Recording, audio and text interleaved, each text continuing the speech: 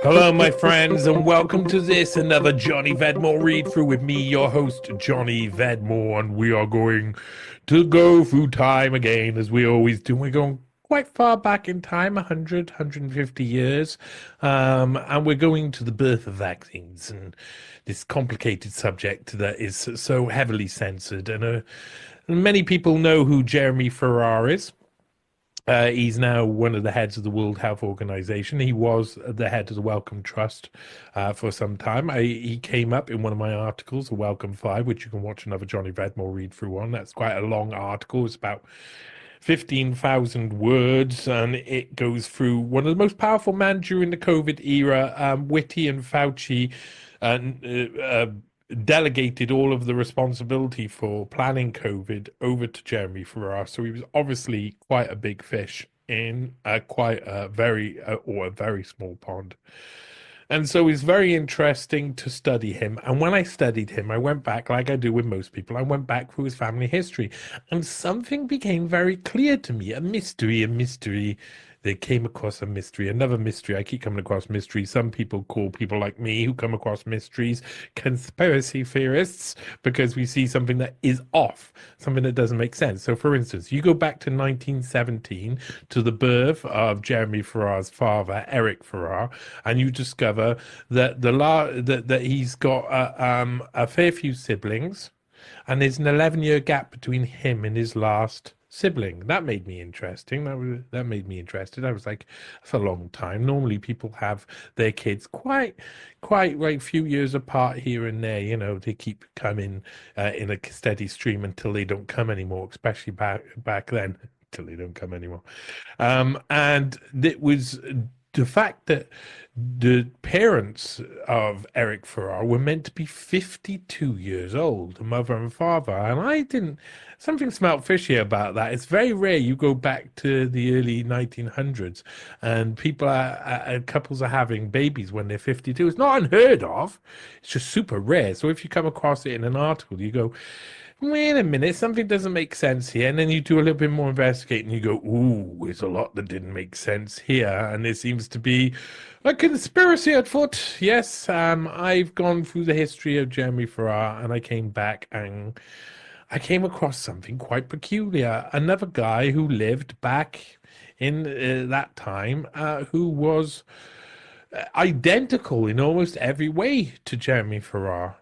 He did the same sort of job. He spent a lot of time in the Far East. He went through the same sort of institutions in the UK when being trained. He was a vaccinator. He was head of his game eventually. He was the ones the British would send out to check out a plague in Manchuria.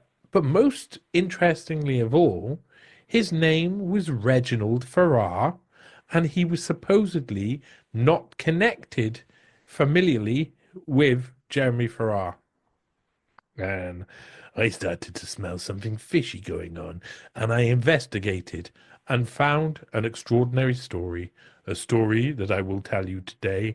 It's a tale of two Farrars. Now, there is going to be a second part to this, and that second part is going to go into kings and queens, etc. And we'll get into that eventually, but not today. Today, we're going to go simply to newspaste.com. Look, here we are in newspaste.com. And here we go. A Tale of Two Farrars. Yes, this is the title for A Tale of Two Farrars. There's Jeremy Farrar over there, Reginald Farrar, and they're getting closer to you. A Tale of Two Farrars, A Legacy of Disease, by me, Johnny Vedmore, for Newspaste. In early 2020, shortly after Jeremy Farrar orchestrated the creation of the Proximal Origins of Sars-Cov2 paper, I began to investigate Farrar's significant influence on global vaccine policy. However, My hunt for the truth eventually led me back to the turn of the 20th century and to a man with almost exactly the same influence in exactly the same arena. His name was also Farrar. This is the story of Reginald Anstruther Farrar. Here we go. Reginald Anstruther Farrar was born on the 14th of May, 1861. Let me put on my glasses and start that again. Oh, yeah. Reginald Anstruther Farrar was born on the 14th of May, 1861, in Harrow, Middlesex, England. He was born to the Archdeacon of Westminster, Frederick William Farrar, and his wife Lucy Mary Farrar, née Cardew, and was their eldest child. As Reginald's father was Archdeacon of Westminster, the family lived a privileged life from the get-go. However, he was also an extremely talented, fastidious, and astute young man, soon passing his matriculation examination for entry into Oxford University's Keble College. Farrar's eventual obituary describes the crossroads a young man reached during this period of his life.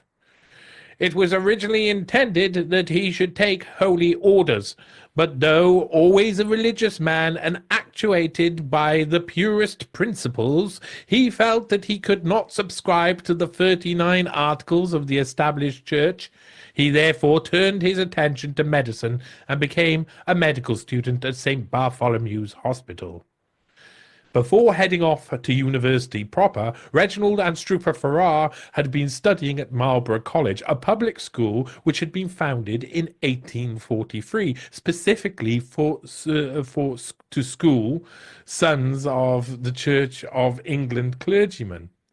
On the 19th of October 1880, at the age of 19, Farrar officially became an undergraduate at Oxford University's Keble College, which had itself only been founded 10 years prior to stress the Catholic nature of the Church of England. In 1883, Farrar gained his Bachelor of Arts degree at Oxford and continued to earn a Master of Arts and Bachelor of Medicine's degree in 1889 and his Doctor of Mediation qualification the following year. As mentioned, Reginald Farrar trained as a physician at St. Bartholomew's Hospital in London, a well-renowned teaching hospital. At St. Bartholomew's, Farrar was described as a flamboyant and likable character. His loosely tied and flowing red cravat, straight-cut voice, unconventional manner, enthusiasm, impulsiveness, and happy disposition made him a well-known student at the hospital. He left St. Bartholomew's in 1887. By 1890, he had passed his exams to gain membership to the Royal College of Surgeons, making Reginald Farrar a fully qualified and highly skilled medical professional. In 1888, Reginald A. Farrar married the fourth daughter of Canon Mapleton, who had previously been the vicar of Meanwood near Leeds, but by this time had become the rector of Stamford. On the 20th of October 1888, the Yorkshire Herald newspaper reported that Reginald Farrar's father, referred to as the Venerable Archdeacon Farrar, was also Canon of Westminster and one of the 10 chaplain in ordinary to Queen Victoria. The wedding of Reginald and Mary took place at Goodrich Parish Church near Hereford on a Thursday afternoon, with the ceremony being performed by the Lord Bishop of Hereford with the assistance of Reginald's father, Archdeacon Farrar. Mary Mapleton wore a dress of ivory white satin marvelou as she was given away by her father. Eric Farrar, Reginald's brother, was reported as the best man for the marriage of Mary and Reginald. In 1890, Reginald Farrar was listed as having a practice located at 60 St. Martin's, Stamford. On 9th of March 1891, Farrar officially became a Freemason, passing the nomination stage on the 21st of April the same year and being raised on the 19th of May 1891, as recorded in the United Grand Lodge of England Freemason Membership Register. The 1892 edition of Kelly's Directory, a publication which listed the business addresses of qualified medical practitioners, noted Farrar as working from St. Peter's Vale in Lincolnshire. In 1893, Farrar took his MD and served in the position of house surgeon to Sir William Savary prior to the latter man's knighthood. Then, in 1893, a tragedy occurred. Reginald Farrar's brother-in-law and patient, Mr. David Hubert Mapleton, was found dead. Mapleton had seemed in good spirits, according to another of his brother-in-laws, Reginald Horace Ainsley Powys, who was staying at Shillingthorpe Hall at the time of Mapleton's death. At 11 a.m. on Friday, 28th of April, 1893, Mapleton spoke briefly with Powys in the study. Powys noted that Mapleton was in usual health and seemed very cheerful, as was reported in the Leeds Mercury 5 days later. The deceased, Mapleton, did not return to luncheon, and witness, Powys, went in search of him. He was told that Mr. Mapleton had gone fishing, so he proceeded to the river adjoining the hall ground, and near a favourite fishing place he saw a lint on the water. He discerned a dark object in the river, and found it to be the body of Mr. Mapleton. He tried to restore animation, but unsuccessfully. Near the body was a fishing rod. On the previous day, Mr. Mapleton had seemed particularly cheerful. Dr. Reginald Farrar of Stamford, another brother-in-law, said that he had attended the deceased professionally for 3 years. His general health was fair, but he suffered sometimes from attacks of vertigo, occasionally rather severely. At times, the attacks were so acute as to render him insensible. The coroner, who was assigned to the case, came to the obvious conclusion from the evidence that the deceased evidently fell into the river and came to the verdict of accidentally drowned. In 1894, Reginald A. Farrar began to publish articles over the preceding decades, authored and edited medical literature. One of his first articles, which publicly bore his name, was written for the British Medical Journal and published on the 13th of October 1894 under the title Death Following Vaccination. In the short article, Farrar refers to himself as the public vaccinator, which at the time was a relatively new official role.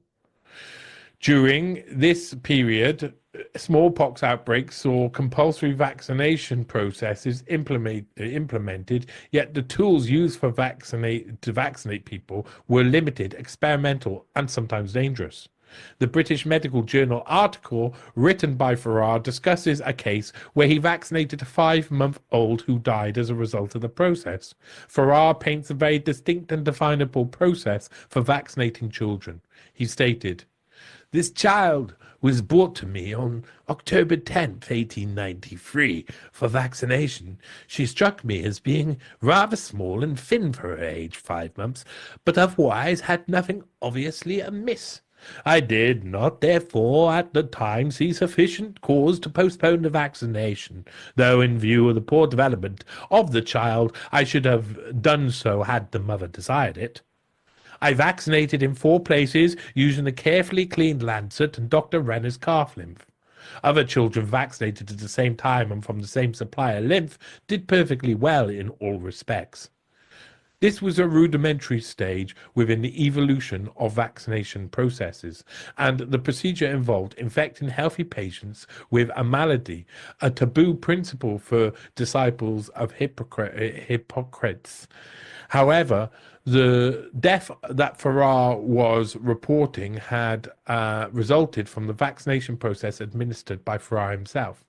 He goes on to write, "Instead, however, of the scabs drying up and separating in usual times, they persisted unduly, and from the intermixture of clotted blood presented a limpid shell aspect resembling rupial scabs.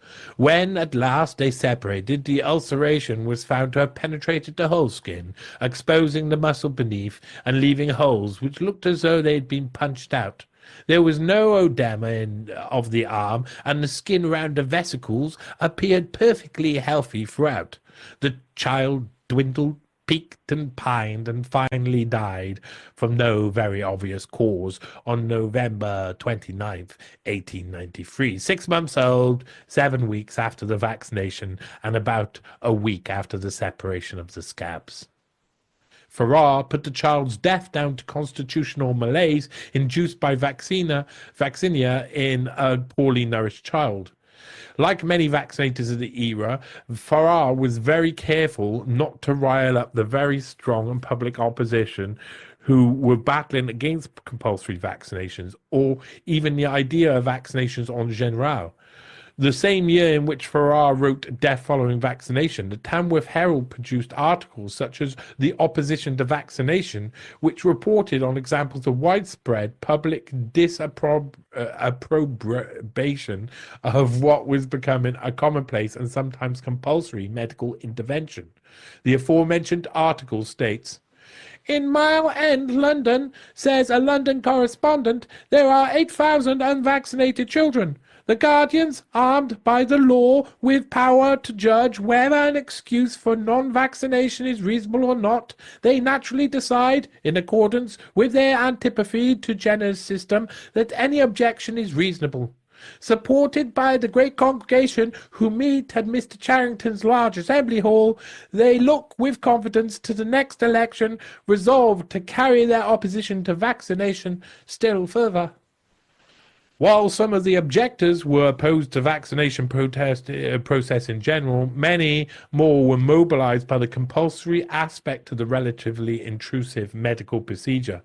This same period also saw political controversy surrounding the late release of what was referred to as the Vaccination Report.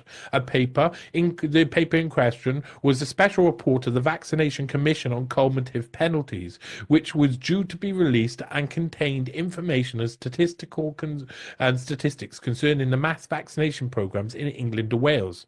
The penalties for refusing vaccination had become a hot-button issue, and the aforementioned paper made clear that these sort of penalties should be abolished. As a Leicester Mercury article from the period put it, defaulters under the Vaccination Acts should be treated more respectfully than pickpockets. Local government boards had been resisting calls by anti-vaccinators for the information to be made public, which led to Arthur Balfour, who was then leader of the Conservative Party, and Herbert Henry Asquith, who was serving as the Home Office, to calm the situation. The authorities had been shaken by the organizational prowess of those opposing compulsory vaccinations of all children, as described in the Bristol Mercury on the 20th of May, 1893.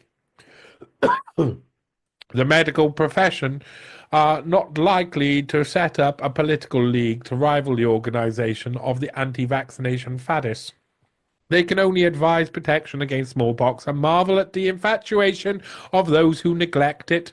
But their resentment of the runaway policy of government on Friday will be none the less serious because it does not express itself by public meetings, by hearty demonstrations, and by letter-writing rings, which ministers just now appear over-willing to accept as public opinion. It was clear that the establishment needed systematic reorganization if it wanted to sway or control what it would accept as public opinion. From 1894, Farrar's written work became more regular. Also in 1894, he published Sciatica associated with iliac abscess and caries of lumbar vertebrae. The following year, he contributed to a piece entitled On the Clinical and Pathological Relations of General Paralysis of the Insane, and in 1897 he produced Case of Numerous Hydrated Cysts Disseminated in the Abdominal and Pelvic Cavities.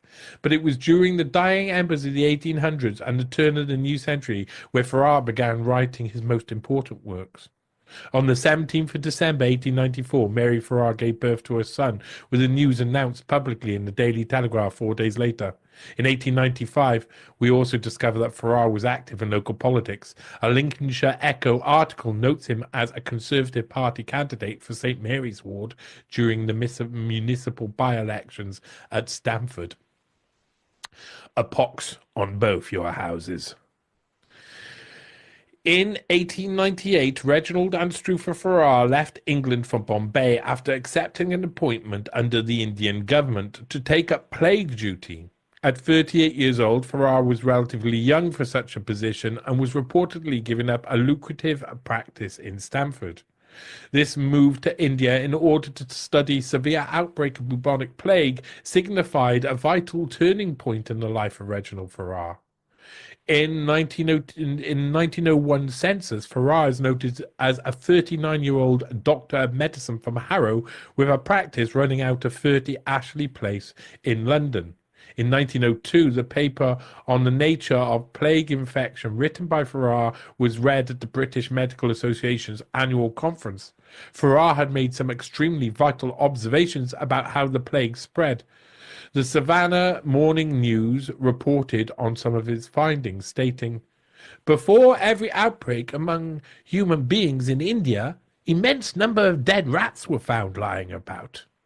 Whenever dead rats were found in the servants' quarters of some particular house, plague-stricken patients from that house duly appeared within a few days at the hospital.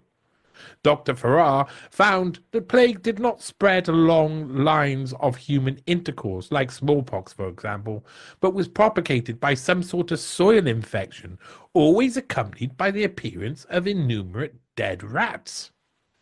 In March 1903, it was announced that Reginald Farrar had been appointed as medical inspector under the local government board by its president, succeeding Mr. Arnold Royal, who retired.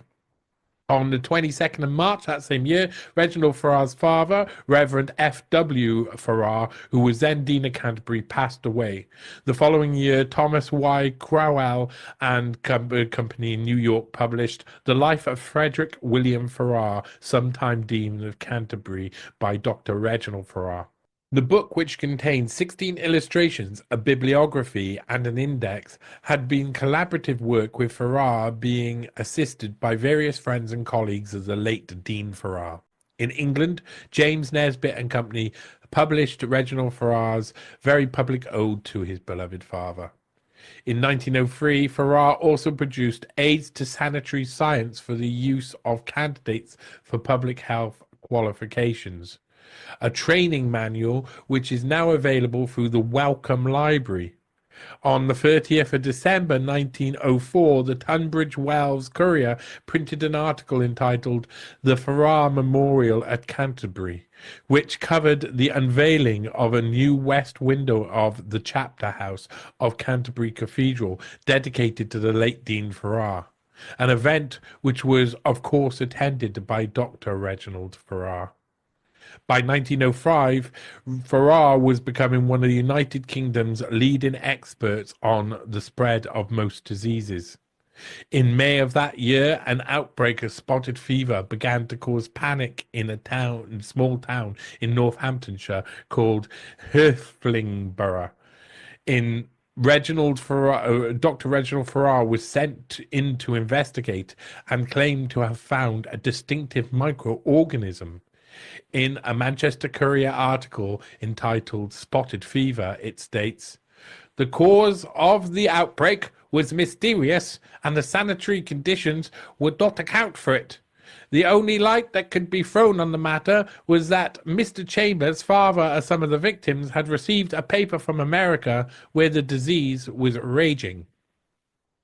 In March of the same year, Reginald Farrar again played a central role in the investigation of an outbreak of disease. Shining a light on poor rural sanitation had become an important part of Farrar's work as medical officer for the local government board. In Clun, Shropshire, and Sleaford, Lincolnshire, grossly insanitary conditions were put under Farrar's proverbial microscope, and on the 15th of March 1905, Dr. Reginald Farrar began his inspection of Clun and Sleaford's infamously unsanitary living conditions. In July 1906, Farrar was busy writing a report on how to clean up water supplies to various villages in North Wales. In the same year, he also wrote reports on sanitary administration in Durham, as well as one on dirty dairies in Anglesey, all those dirty dairies. In February 1907, Farrar was recorded investigating the sanitary circumstances in the district of Gunthwaite and Ingbirchworth Parish Council on behalf of the local government board. A few months later, in an article entitled Hop Picking Evils, Dr. Farrar on conditions in Worcestershire, it was reported that Reginald Farrar was investigating the lodgings and accommodation of hop pickers and pickers of fruit and vegetables who worked in the country. The Daily Telegraph reported on Farrar's findings, stating, "That hop pickers," observed Farrar, "are not a class gravely dissatisfied with the provision made for them may be inferred from the fact that it is generally the custom for them to resort year after year to the same farm, retaining even a lien on the same hut. On one farm I heard of an old woman who died this year, but had previously picked there for 45 years. The report written by Farrar on the hop pickers was later referred to by David Lloyd George during questions in the House of Commons. Although the hop pickers were often forced to live in cramped and unsanitary conditions, their plight was nothing compared to that of the navvies who Farrar was investigating during the same year. When reporting on living conditions of workers within Farrar's local health board report, the Guardian journalist wrote, "There were not even any shelters to which they could resort in wet weather, and for the considerable time they had to beg their drinking water from farmers and cottagers, or drink that which was pumped up from neighbouring river for engine use. Some of the workmen built rough shelters and fir bows and corrugated iron, and nicknamed them respectively Firwood Avenue and Hotel Cecil. Cramped accommodation for workers during this period was commonplace around the United Kingdom. Farrar's work inspecting such matters continued for the next few years, with him appearing in a later newspaper report entitled Four Men in a Hen Coop. His investigations eventually led to a report which was published by Wymans and Sons on the 15th of September 1909 with the catchy title, Report by Dr. Reginald Farrar to Local Government Board on Lodging of Workmen Employed in Construction of Public Works, and was sold for 3 pennies. Farrar's main task wasn't inspecting living conditions of workers to assure compliance with regulation. In reality, Farrar was looking for disease. In February 1908, the Holyhead Anglesey Mail reported on orders given by Farrar and others to isolate any patients who arrived in port who may be suffering from the plague of cholera. In 1908, Post Office Home Counties directories listed Reginald Farrar as practicing from 7 Grove Park Gardens in the affluent Chiswick area of London. Although it would be noted that in another medical directory from 3 years prior stating that Farrar's practice had been running from 1 Grove Park Gardens. So they might be wrong. 1 and 7 might have been mixed up, or he swapped surgeries.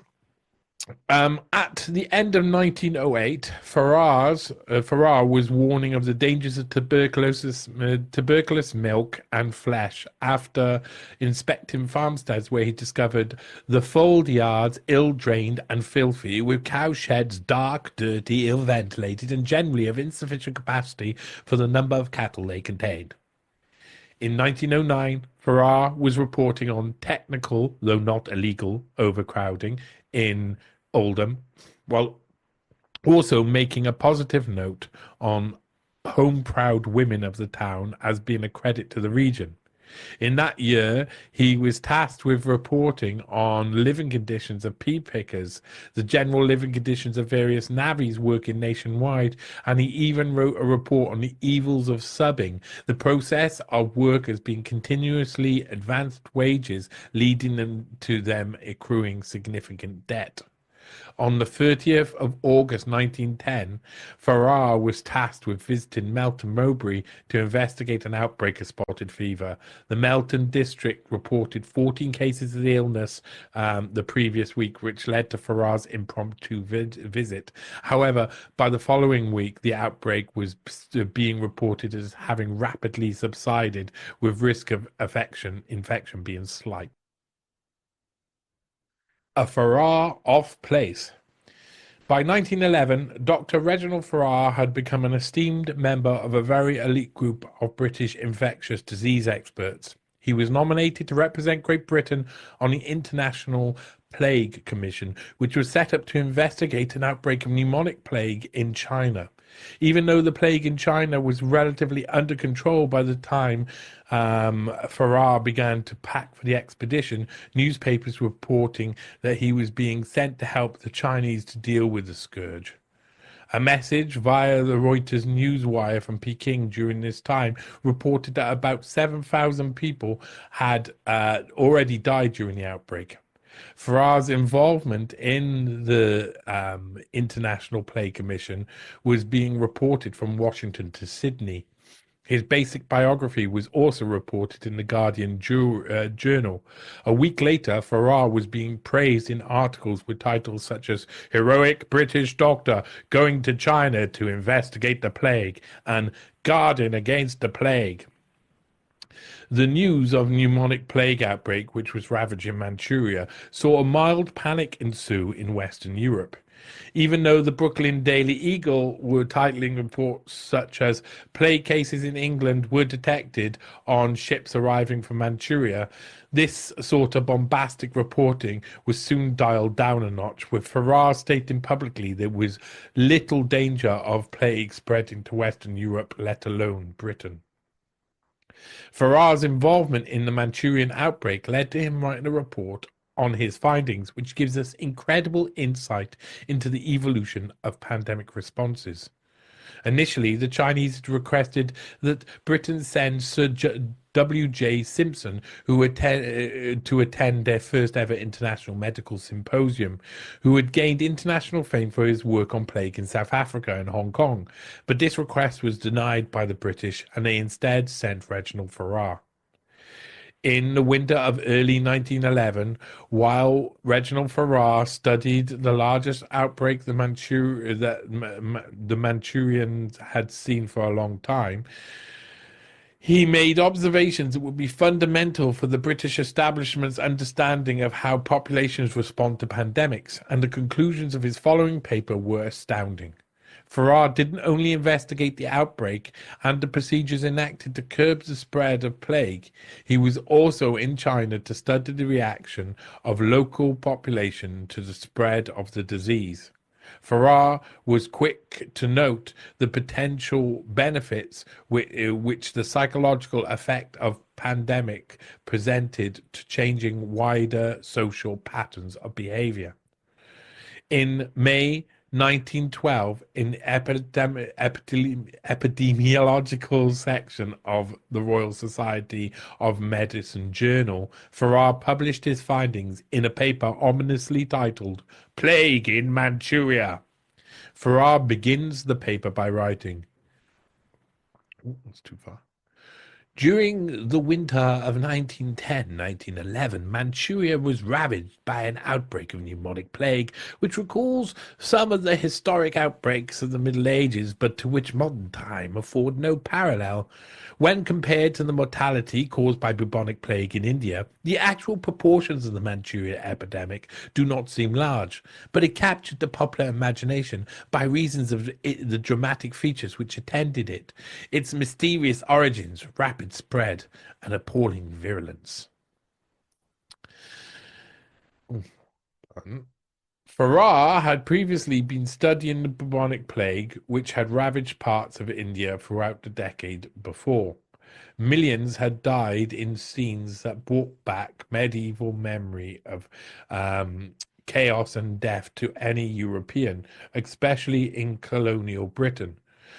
Like during the worst years of plague-ridden British history, the Indian Black Death was of the bubonic variety and was thought to spread from human to human via infected fleas. Farrar reported the Manchurian sickness was solely pneumonic virus, spreading from human to human mainly through the coughing of sputum into the localized environment. Although this was mostly true, the Manchurian plague took three forms. This period may have been relatively early in medical history, yet the scientists of Britain, Japan, China, and Russia were all working on reproducing this virus in animals, regardless of any potential dangers. The advances in technology meant they weren't only capable of isolating and identifying the specific strains of the virus, but they were also capable of reproducing the virulent plague cultures under very basic laboratory conditions. As soon as advances in technology allowed, scientists began doing a range of basic observational experiments. One Chinese colleague of Farrar had made their infected patients cough their sputum onto a new guinea pig every day for 3 weeks, only to note that every guinea pig died. Rats were injected with pneumonic plague to see what would happen, and a free-for-all began on the scientific testing of the offending Tarabagan marmots, which had been the source of the Manchurian outbreak. Reginald Farrar's paper, although over 100 years old, is more relevant now than ever before for many reasons. In fact, one of the main purposes for Dr. Reginald Farrar being sent to this remote deathscape was to examine the use of very early experimental vaccination process. When referring to the medical interventions being tested during Manchurian epidemic, Farrar's notes give us a glimpse into the technology of the time.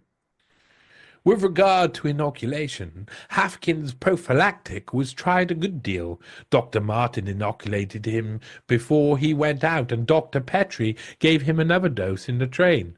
There was quite a long discussion on that point at the conference. Galliotti was holding out for his serum, Martini for killed agar cultures, and Haffkine for Haffkine's prophylactic. Many patients who had been inoculated subsequently contracted plague and died. Marmentov had been injected 3 times, Dr. Jackson, he believes, twice. 32 patients inoculated by Haffkine at Harbin contracted the plague and died. There seemed to be some evidence that those inoculated were somewhat less liable to take the disease, but he did not think Haffkine's injection was much of a success.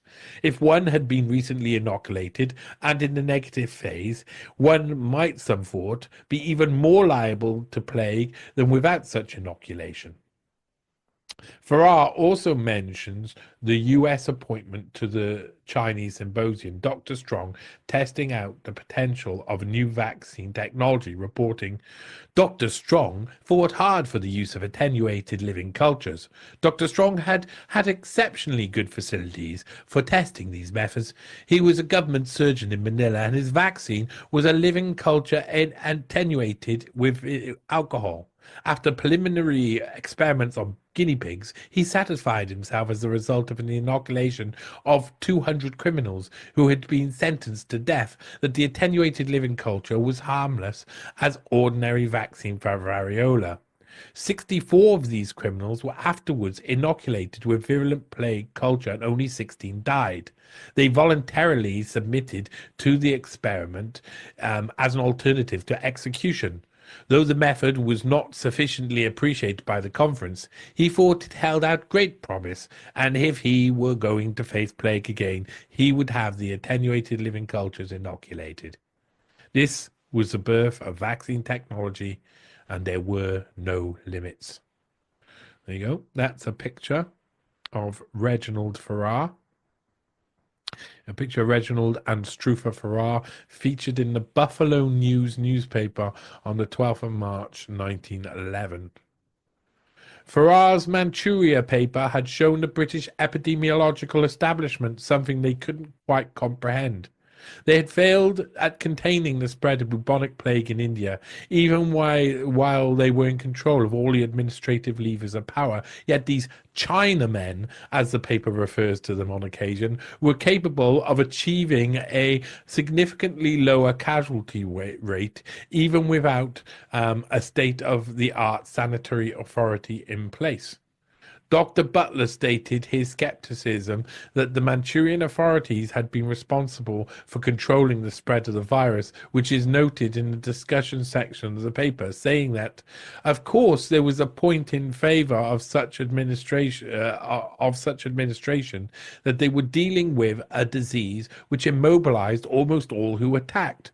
There were very rapid effects and universal death. That undoubtedly made the problem much easier than it would be where there were mild cases which went about and diffused the disease among them others. Still, it was difficult to believe that administrative measures could have achieved what had been depicted.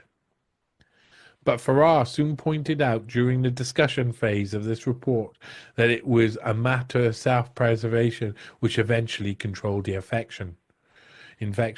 Isolation of the infected was not only practiced on a case-by-case basis, but when neighboring towns and regions became aware of this deadly virus running amok in other areas, they immediately closed off train lines and roads without needing to be ordered to do so.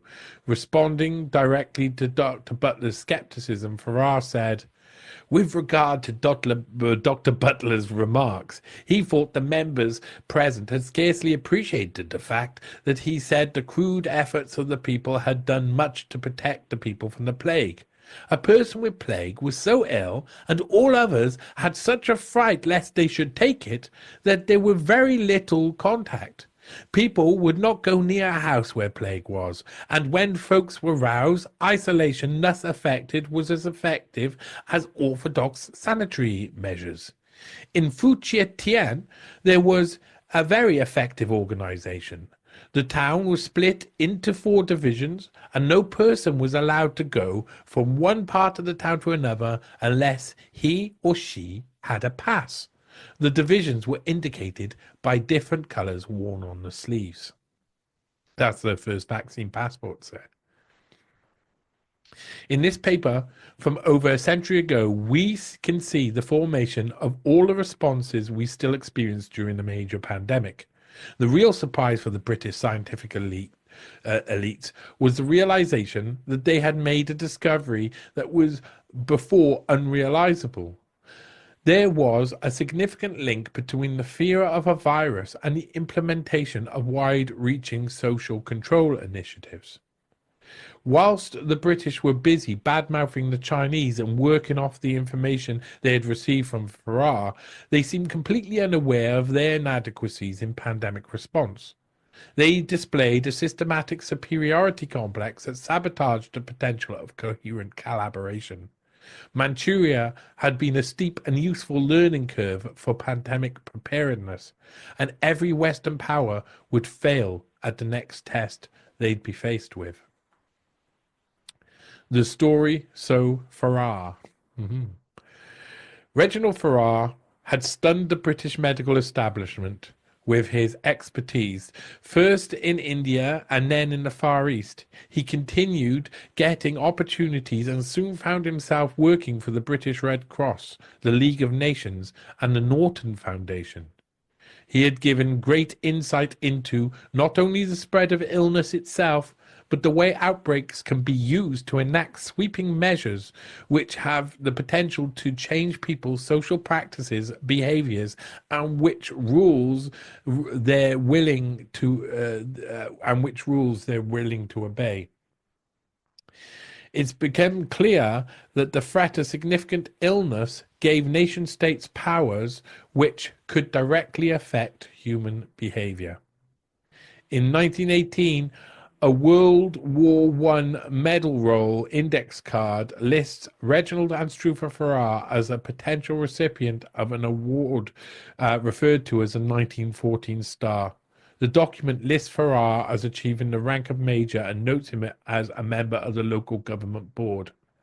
In 1922, Reginald Anstruther Farrar's death was recorded in the National Probate Calendar for England and Wales.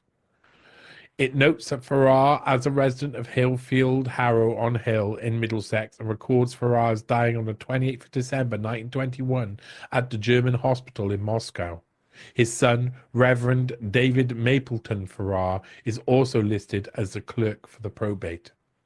In February 1922, Reginald Farrar's death was reported in the Sunday Dispatch of London in a short announcement titled, "Died of Typhus."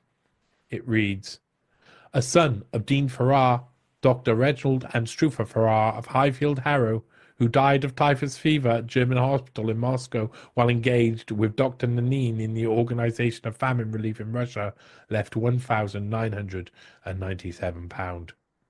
There you go. That is Reginald Farrar, pictured in Russia before his death, chopping potatoes or bread, I'm not sure which one, and giving them out to people. Almost 100 years later, Jeremy Farrar was to become central to the global pandemic response to SARS-CoV-2. There are glaringly obvious similarities between Jeremy and Reginald Farrar's life. They both spent part of their career studying sickness in East Asia.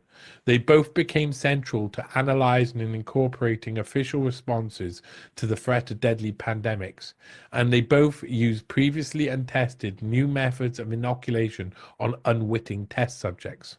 However, what may be most surprising about the stories of Jeremy Farrar and Reginald Farrar is that although they were separated by a century of scientific discovery, both vaccinators seemed almost as clueless as each other about the actual benefits. Instead, both men were developing a branch of medicine which required a lot of human fuel to get correct. They were not afraid to push the boundaries of their science, seemingly without a care for many human lives it would cost. Reginald Farrar was as central to the same establishment at the start of the 20th century as Jeremy Farrar is today, and it leaves us with one question in particular. Are Reginald Farrar and Jeremy Farrar from the same family? To answer that question, I had to look at Jeremy Farrar's father, Eric Farrar, who was born in 1917. I became even more curious when I discovered that Eric Farrar's mother and father were meant to be 52 years old when he was born. Their previous child had been born 11 years before, and it is very unlikely that two people in their 50s would have been capable of having a child, especially in 1917. Granted, it's not impossible, but for any woman, the chances of falling pregnant past the age of 40 drop off considerably. That led me to investigate further and flung me down an unexpected rabbit hole with all roads leading to Westminster elite who surround Queen Victoria and the British royal family. But that's another story about another man who was also called Eric Farrar, or Eric, little by little. And there you go. There you go. Remember, you can get stories like this, articles like this. You can get them early by being a patron. You can support my work at the bottom of these articles. Buy me a coffee, become a patron, support me on Ko-Fi. Whatever you could do to support my work is really appreciated because I don't get paid by anyone. So constantly trying to struggle to make ends meet, especially in a world where it gets censored heavily by all sides. Neither side like the truth. Neither side like the truth. And that, my friends, is A Tale of Two Farrars.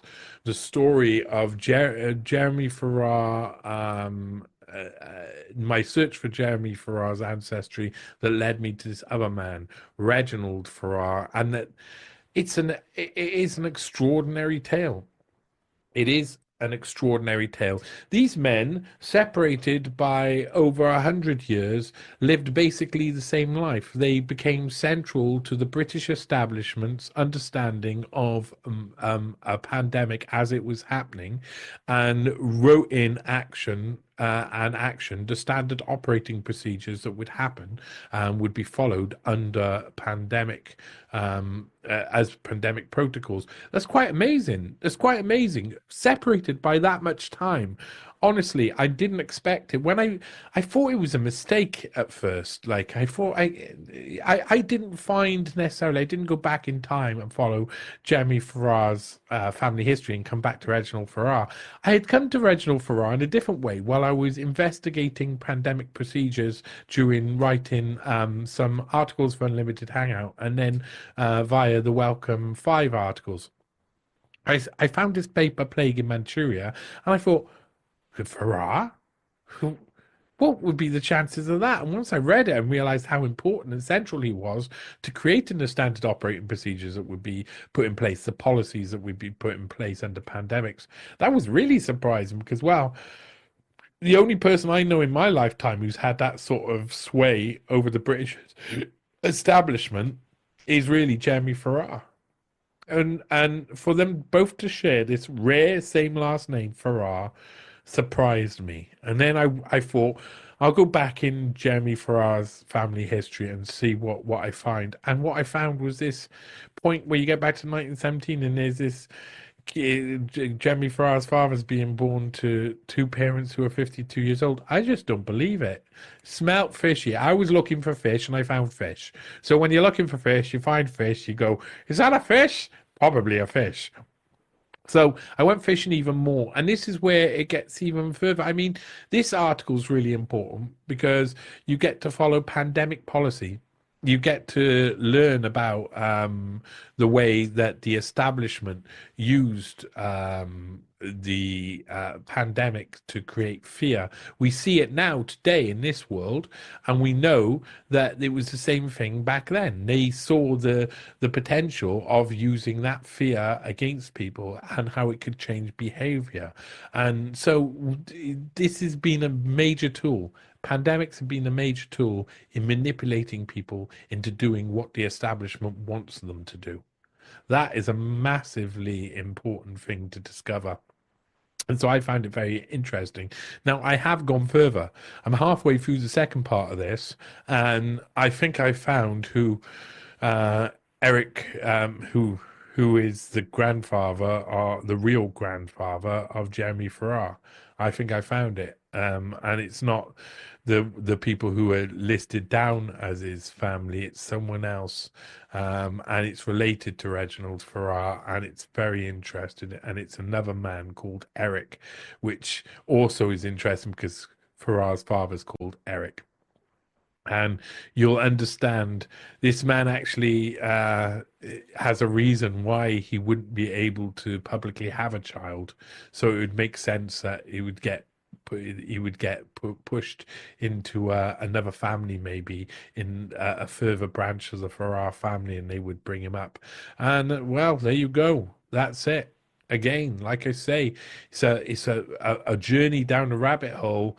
That article, the article I just read you, that first part has been written over about a 2-year period.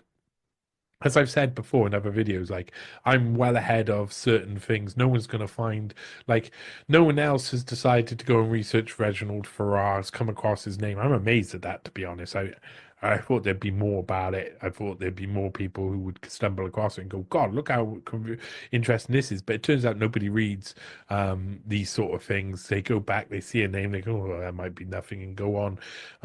But this was a really interesting one, and I'm glad that I got to the end of it. It's taken me a while to get it out because to understand what the story is properly, I've had to do a lot more research over a long time. And I've been pretty alone on this one because it's hard. I did write part of the what's in here. It was written for like this documentary. I started writing something called what was it called? Controller virus. Isolating death was the first part, but unfortunately due to the fact that everything was being suppressed and censored, it became hard to write it, and then my life was all over the place. So it also became hard to write and record it. Hopefully, I'll get back to that at some point because I think it's a story worth telling. The past, I mentioned some of these people who were important to the birth of vaccine technology all came around at this time. Now, in that period during the Manchurian plague, when you had the international symposium happen in China, Dr. Wu was the one who put that on. He invented the N95 masks. Dr. Zabolotny was the Russian who came to that international symposium. He was very interested.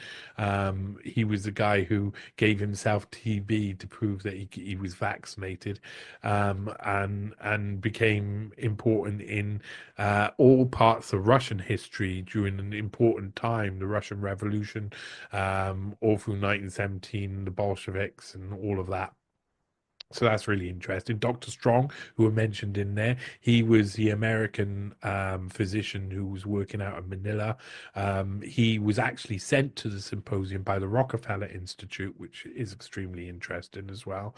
That they were the ones who were deciding. Of course, British was Reginald Farrar.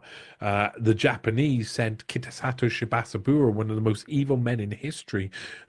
This guy, once 1911. When the symposium happened in 1911, soon after, at the end of the year, the symposium happened at the beginning of the year. In the second half of the year, the last emperor of China got installed on the throne. So it was a Japanese rule over a lot of China, and was a tense time until, the war.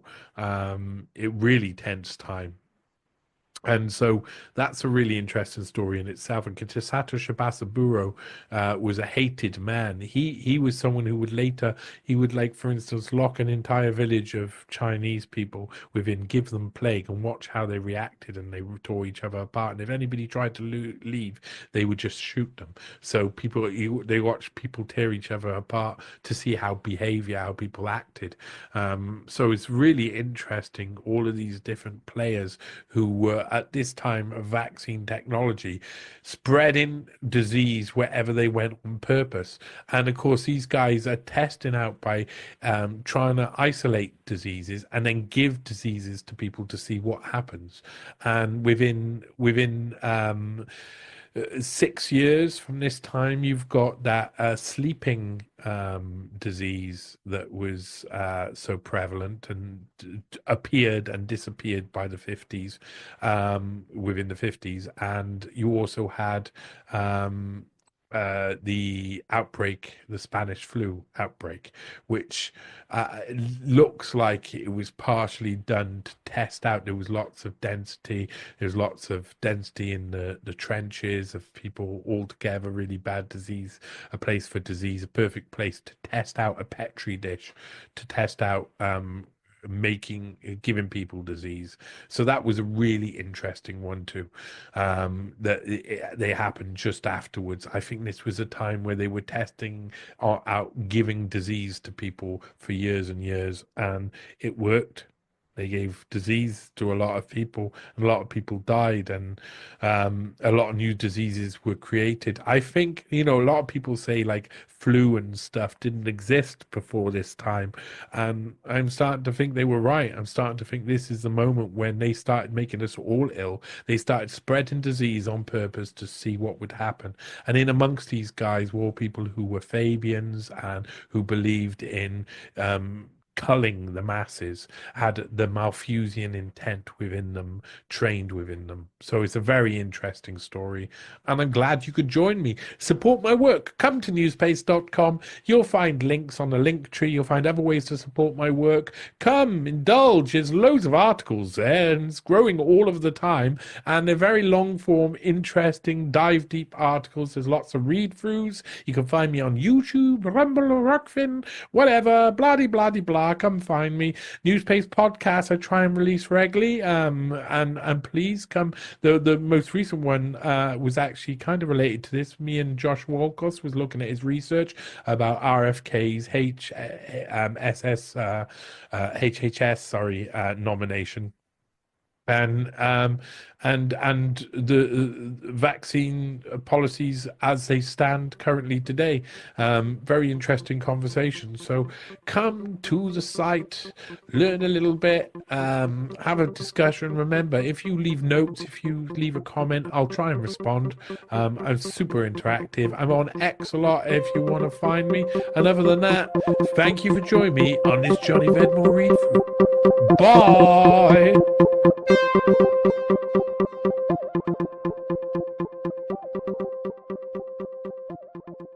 Young generation, like Prime Minister Trudeau, President of Argentina, and so on, that we penetrate the cabinets.